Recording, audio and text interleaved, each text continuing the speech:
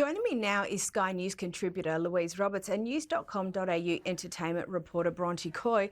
Ladies, Harry and Meghan are today wrapping up their 4-day non-royal royal tour of Colombia. Louise, what was the actual purpose of this trip? What was on the agenda?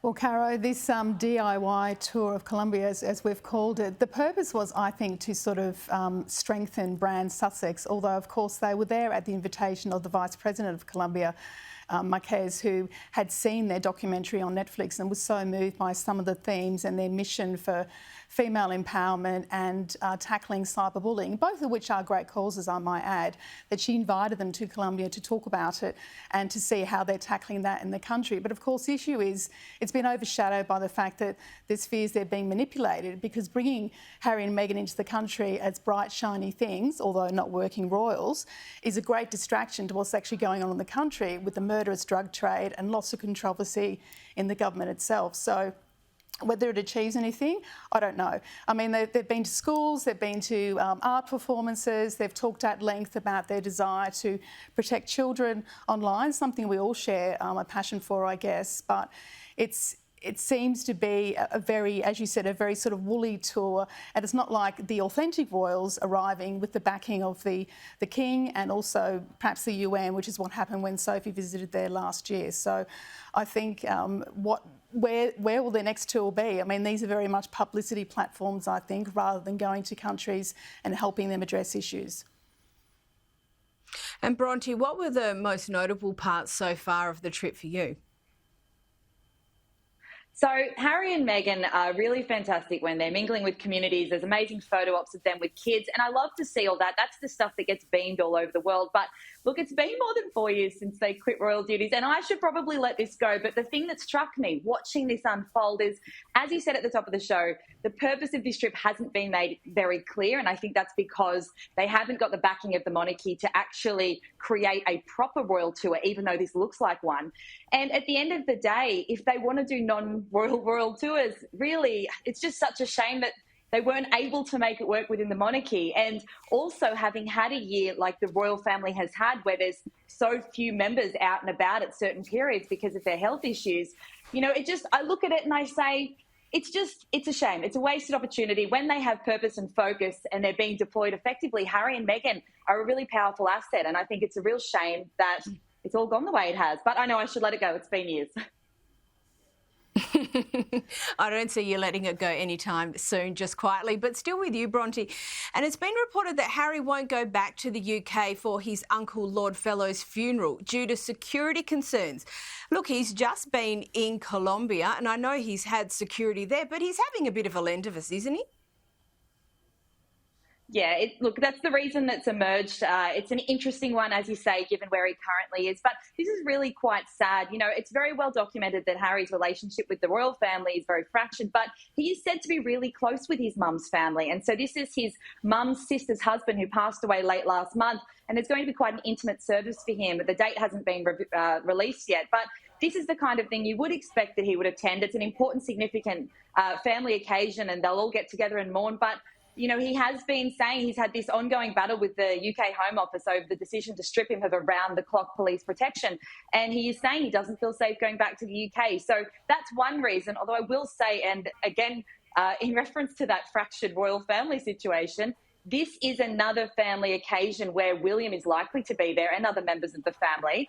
And it will just be extremely awkward to have Harry and William in the same room. They, by all accounts, haven't really spoken for 2 years. So this actually happened, of course, a couple of months ago. We had their close friend had his big wedding, and Harry would have attended. He'd be expected to attend, but again, didn't want to go and have that face-to-face with William and also overshadow the event. So it's just awkward all around. And Louise, an interesting piece in the Times this week ahead of Prince Harry's 40th birthday about how he constantly looks to the past. I'd be really interested in your view on that take.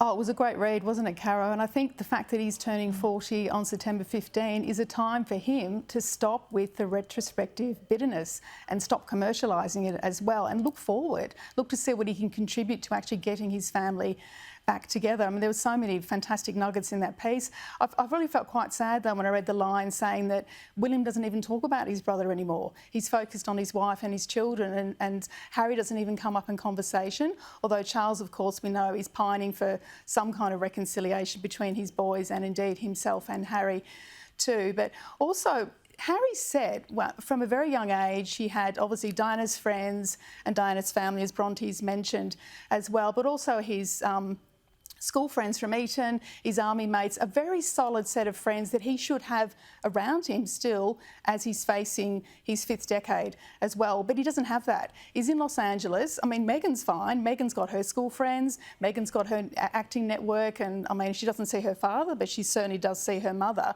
Harry doesn't have any of that. So he is now a prince in a gilded cage, bereft, regretful, and you can see flashes of that on his face whenever he's out in public with Meghan, sort of almost like a simmering resentment as what have I done to myself?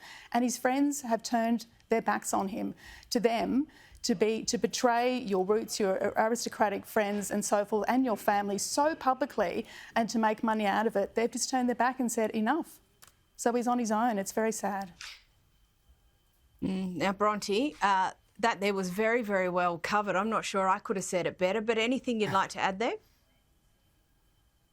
Yeah, the thing that struck me throughout this article, and as Louise said, it's just about purpose. I think Harry is someone who's just struggling to find purpose. And to be fair on him, I have always thought he's very talented in connecting with people. He can, we see it through the Invictus Games and when he's, out and about with causes he cares about.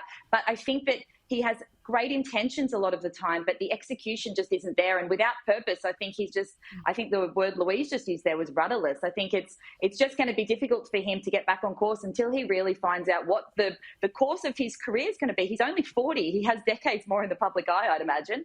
So we need to see what he's going to do next. Absolutely, and it remains an issue. And Bronte, just staying with you, we know the royal family's currently on summer vacation at Balmoral, but it doesn't appear to be solely recreational. It's been reported that there's apparently crunch talks afoot. What do we know about this?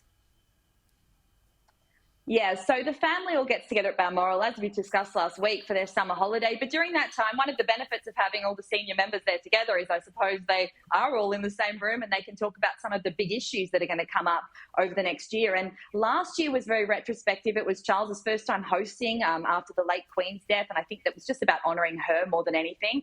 But this year they are looking toward the future, and reports have surfaced that one of the major items on the agenda this year is how best to move forward without Harry and Meghan, and also discussion around whether they should keep their titles and peerages.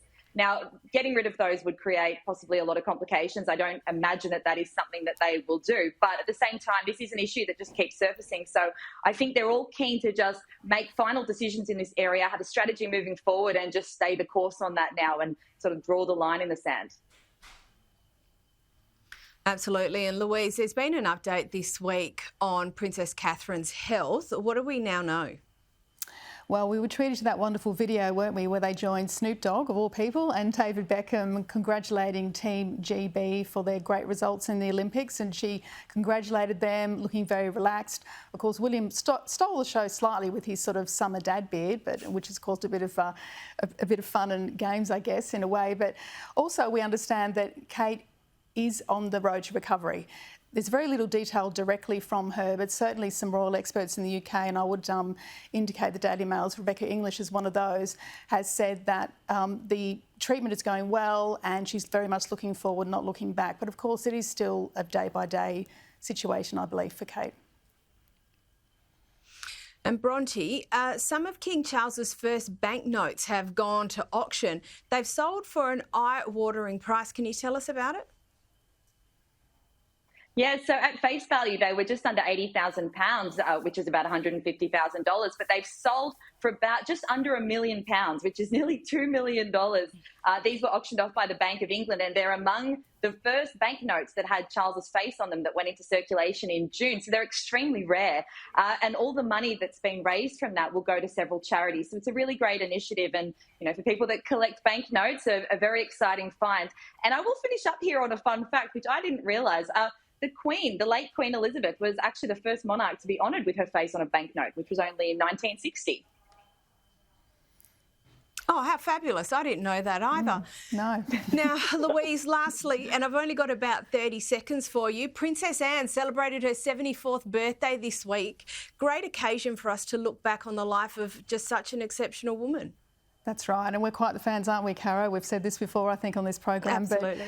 But I agree. I mean, Princess Anne is the moral and spiritual compass, I believe, of the UK royal family. There's only 21 months between her and Charles. They're very close. They always were as kids. There were some beautiful photographs released of them as you know, a little boy and little girl sort of playing at Balmoral, I believe it was. But yes, an admirable woman, fantastic kids herself. Zara's, you know, a champion horsewoman and a lovely person to boot. And I think some of Princess Anne's missions in life, frugality and duty, are just wonderful. Oh, totally agree. Thank you for finishing up just like that. Louise Roberts and Bronte Coy, thank you so much for joining us.